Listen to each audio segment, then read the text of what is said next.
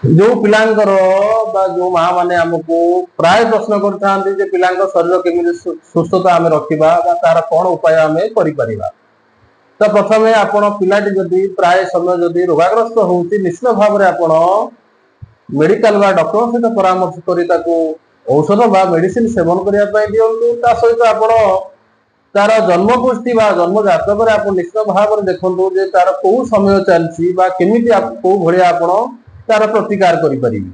ता सहित आपण यदि प्राय समय यदि पिलाटी सबुबले रोगाग्रस्त होइथाय तो आमे पिलांक पई गोटे ओरा बुस्टर जो थरे तार शरीर पई बहुत भलो होइथाय। तार ओरा को बा ता सूक्ष्म शरीर को से बहुत स्ट्रांग करथाय। जेमिति हम सूक्ष्म शरीर टी जेते जेते कम बा जेते क्षतिग्रस्त होइथाय तो आम शरीर पई सेते असुविधा क्रिएट करथाय।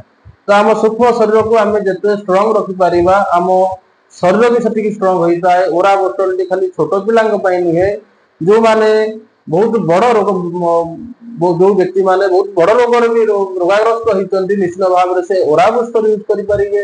ता सहित आपण निश्चित भाव रे निजर जन्म कुंडली देखै करी आपण निश्चित भी प्रतिकार नै पारिबे। आपण निश्चित एई जिंस को मानंतु आपण पई अत्यंत मंगलप्रदायक हो। जय जगन्नाथ।